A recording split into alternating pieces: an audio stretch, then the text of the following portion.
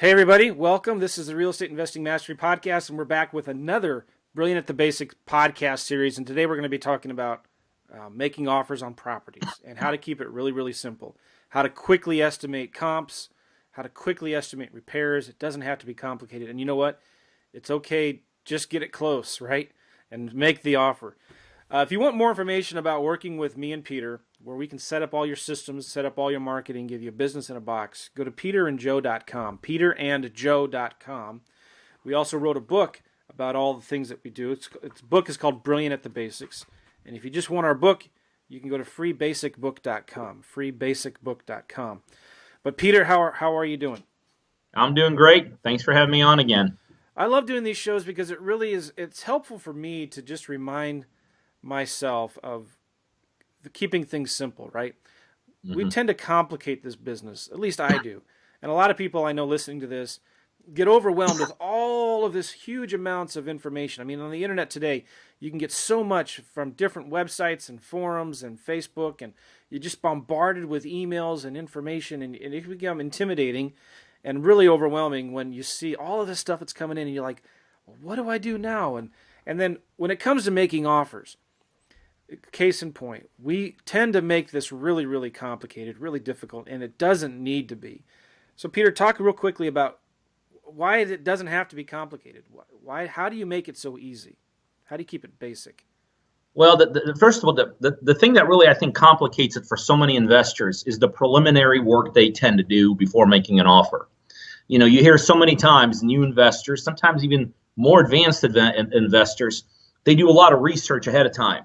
You know, they're comping the property. They're trying to put, sometimes I even hear people driving out to that property, seeing how much work it needs to be done. And look, you and I both know that reality is most of the time when we make an offer, it's not going to be a deal. I mean, that's just the nature of the beast in this business. That has nothing to do with you or I. That's how reality works.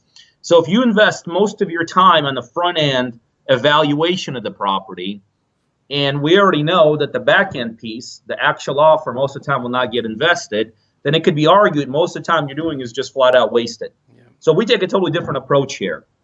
We do zero due diligence on the front end. Our strategy is very simple. We want to make as many offers as possible because our philosophy is this. The deal doesn't really start till some kind of an offer gets accepted at some kind of a level. Now, look, again, you don't want to just make blind offers, just kind of, totally, head in the sand kind of offers. So we do have some basic principles, basic numbers we follow with our negotiators, but they're very basic. So for instance, first you got to figure out what your model is. Our model is, we wholesale a ton of deals here. So we know wholesaling is based upon cash flow. So this is how easy it is for us to make offers. I mean, it is no more difficult than that. We know that a property, 50,000 or under, tends to cash flow. That's just how things work out, okay? So literally, we instruct our negotiators. If it's a $50,000 and under property, just get it as cheap as you can, negotiate the best deal, and let's go forward. That's it. I mean, no due deal, that's it. Simple as that. Now, once we get it under contract, once we get it tied up, then we'll go through the process of due diligence. But see, at that point, we're investing our time on things that legitimately we have the ability to buy, not things that we absolutely have almost no chance to buy. So the goal in the beginning, make as many offers as possible. Figure out in your marketplace kind of what the sweet spot is. If you're a wholesaler looking to wholesale cash flow deals, figure out kind of where you have to be in the ballpark for the rental rates to make sense. And then just make offers accordingly. Now, if we get into a little bit more expensive deals like equity play deals, well, our negotiators are sitting in front of computers and they're just working off Zillow. That's it. So then we're talking to a seller. They're just putting in, 123 Main Street, Atlanta, Georgia. It shows them, Zillow is showing this as a $200,000 property. We may do a little configuration, 2-3 bedrooms, pull some basic comps, and just strictly go off, 30% or 25% below that. That's it. Yeah. So literally, our due diligence is done at the exact same time we're talking to sellers, because talking to sellers is the key. And then what you want to do is you want to get in the ballpark somewhere. Get the contract locked up somewhere where you're potentially looking at a good deal. Then you go into due diligence, and then you figure out, do you got to renegotiate it? Are you so far off you just kick it out totally, or do you move forward? So keep it basic, keep it simple. Don't waste a lot of time on a preliminary work. Spend an overwhelming majority of your time talking to sellers, putting offers out, get them in a ballpark, then do some due diligence in the back end. That is so critically important and so good what you just said. I think people need to pause this, go back, rewind it, and listen to what Peter just said. You make your money when you make offers. I mean, the more offers you make, the more money you're going to make in this business. You talk to Peter and some of the biggest wholesalers out there that are doing a bunch of deals. They don't even listen to the voicemails as they come in. And if they do, it's just real quickly, but it's like you've got a phone number, you're on the phone immediately with that seller. Doesn't matter if they hung up, doesn't matter if they left a voicemail or not. Every phone call that comes in is a lead. I was just talking to one of our clients in St. Louis, Peter, and he just did 25 grand on a deal. This is Ronnie. And it was a hang up. So this seller didn't even leave a message, just hung up, calls the guy back, and the guy says, I want 90 for it. And then Ronnie looked at Zillow and just did a quick, took like 25, 30% off of Zillow and realized, that's pretty close. Okay, fine, I'll get you a contract. And so Ronnie actually, this is a funny story. He actually went there to the seller, got it under contract, and started, so he got it under contract for 90 and he started advertising it for 105. But get this, he advertised and he sent it out to his buyers list and he didn't get any response.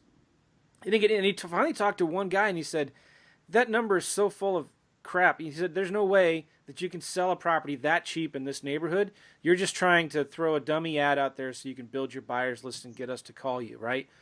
And so he said, well, no, this is really a legitimate deal. And the guy hung up, didn't believe him. So what Ronnie did is he went and he started advertising it on, so that was to his buyers list, right? They ignored it. So then he started advertising it on Craigslist. He did some Postlets and V flyers and started sending it out. And he bumped the price up to 115 to make it more believable. Got flooded with calls. And so he sold, I think he's closing this week, and he's going to make a $25,000 profit on this thing. He's got a buyer that they just will throwing money at him. So my point is this. And he's a rookie. He's new in this business. The thing I like about him is that he's just you tell him what to do, and he'll go and do it 100 times more than what he was supposed to do it. You tell him to jump, he says, how high? So then he's going out there, this lead comes in, it's a hang up, he doesn't care. He calls him back right away. The seller tells him, I want 90 for it. He says, fine, and he sends an offer, not really even studying it that much, not looking at the repair estimates, not looking at all this due diligence, and then he makes 25 grand on the deal. So many of us, especially when you're getting started, you want to listen to the voicemails in a lot of detail. You want to get the address, and you want to pull property comps and details before you even call the seller. And we're just trying to tell you, stop doing that. Right? I think your main point is, Peter, if it's close, get it under contract, right? Make the offer. There's absolutely no question. Remember, don't look for the perfect deal. Ronnie actually kind of walked into it if you see it. Yeah. But most of the time, you got to work the perfect deal, right? So if it's anywhere in a ballpark, get it tied up, get it under contract, do the due diligence, utilize the due diligence as a time frame to really evaluate it. Utilize your due diligence numbers as a time to, if you got to go back and to renegotiate it. The key to this business, I always tell people, control real estate. Control real estate. Get as many of it. Look, no one's ever made any money by having 0 properties under contract. But there's a lot of people out there spending a tremendous amount of time doing a lot of stuff and have 0 under contract. Okay? And then there's people who are very focused in this business. They're not doing the 20,000 different things. They're very focused on just a couple things. They have tons of things under contract. They're the ones making all the money. Right. So if you feel like you're anywhere in a ballpark, get that thing tied up. And let's talk real quickly about how you quickly calculate your offers, maybe. One of the ways, I'll just say how I do it, and I think it's similar. I just take the Zillow value times 70%, and that's what I offer. Don't necessarily even worry about repairs because I can renegotiate the price after I get it under contract, after I see the repairs, and I can renegotiate it down a little bit. Because in every contract you send, there's an inspection period. It's legitimate, right? It's an inspection period, and that's where you do your due diligence. When it comes to a property that's a rental property, something that under 50 grand, and this is real similar to St. Louis and Atlanta and most of the country. You can do a simple. You want to base your offers on a return on investment, and so a simple way to do that for me is I know my buyers will buy properties at 35 times rent. They'll be all in at 35 times rent, and every market's different. So all you need to do is go to Zillow, find the rent estimate on Zillow, times that by 35, and that's what my investors are going to want to be all in at. And then I use a simple formula for repairs, and this is probably even more complicated than Peter makes it, but I'll tell you what I do. If they say it doesn't need any work, I do $5 a square foot. If they say it needs a little bit of work or just cosmetics, I'll do $10 a square foot. If it's a full gut rehab, I do $15 a square foot. And these are just rentals. This is just to get it rent ready. So $5, $10, $15. And I take the 35 times rent minus repairs based on that 5, 10, 15, and minus my wholesale fee. And that's what I offer. And that's if the seller won't give me a number or if I'm countering back. Does that make sense, Peter? No, very complicated, as always. Thanks a lot. Yeah. But look, again, if it works for you, it works for you. We just simply go, here's the great thing, and you know this, it doesn't matter what market you're in, rents are usually rents. It's not like all of a sudden you go 5 miles down the road and you're getting $10,000 a month, and you go 5 miles the other way, you're getting $500 a month. Usually, you got those pockets, but usually rents are pretty much the same in the rental type of areas. So we just know that, look, in these 20 zip codes here in Atlanta, if we can buy stuff that's rent ready, and literally we don't get as sophisticated as you do. We just tell them, look, can we move a tenant in there tomorrow? If they say we can move a tenant in there, we just go off their numbers, and we know that if we're at certain purchase price or below, and if it's rent ready, that's all we got to do. We don't care about what the value is on Zillow. We don't care about do we have equity. We just work like that. So. Again, the key to, I think, to what you said and what I said, figure out what your market will bear. Figure out what your market will bear. Go talk with some other wholesalers, look at their flyers, figure out what investors are looking for, and then it's very easy to kind of duplicate. And those are kind of the mirror image mark deals that you're looking to come up with. And you can always renegotiate. It's okay to renegotiate. I want everybody to breathe a sigh of relief and just relax and say, you know what, it's okay. I can renegotiate. It's all right. So cool, Peter. This has been another great episode, in my humble and correct opinion. And I just want to let everybody know, Peter and I would love to work with you. And we have a website, peterandjoe.com. Peterandjoe.com. It explains our program, where we will actually set up your business, create your systems, do your marketing for you. It doesn't get any more simple than that. And all you need to worry about is start answering the phones. And we've got a whole support team that will support you. We've got virtual assistants that will support you. We even have VAs that will do all of your follow-up.